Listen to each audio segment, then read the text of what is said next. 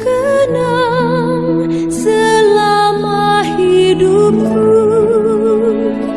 Biarpun saya pergi jauh, tidakkan hilang dari kalbu. Tanahku yang ku cintai, engkau ku hargai.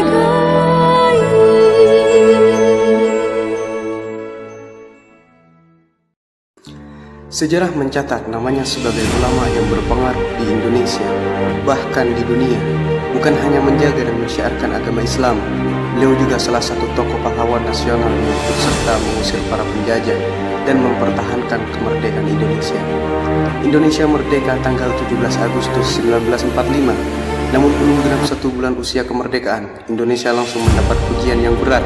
Tentara sekutu yang membonceng tentara Belanda mendarat di Jakarta. Bung Karno galau.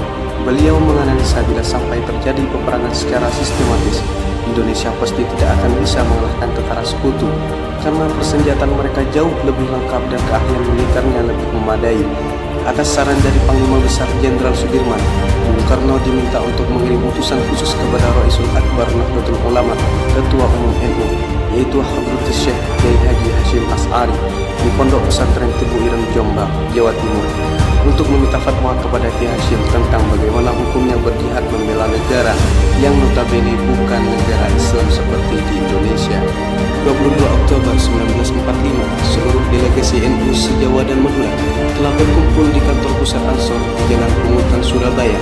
Pada esok siangnya, tanggal 22 Oktober 1945, pertemuan menghasilkan 3 rumusan penting yang kemudian dikenal dengan istilah Resolusi Jihad NU. Pertama, setiap muslim, tua, muda, dan miskin sekalipun wajib memerangi orang kafir yang merintangi kemerdekaan Indonesia.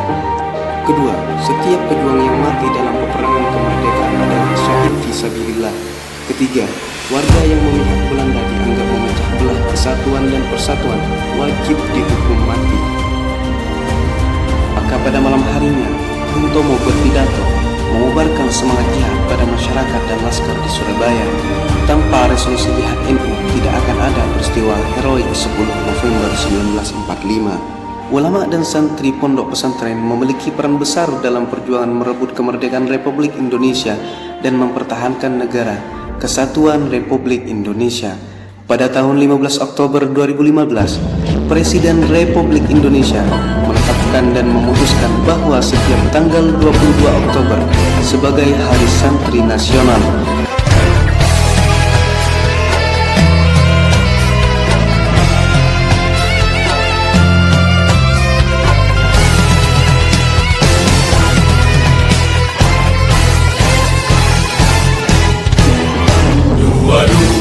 Oktober 45, resolusi jihad panggilan jiwa, santri dan ulama tetap setia, berkorban pertahankan Indonesia.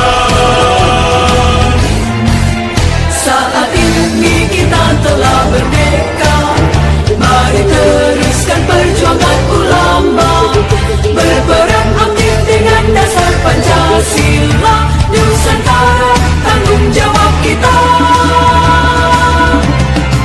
Hari santri, hari santri, hari santri, hari santri bukti cinta pada negeri, ridho dan rahmat dari Ilahi, NKRI harga mati. Ayo santri, ayo santri, ayo santri, ayo ngaji dan patuh pada kiai. Jayalah bangsa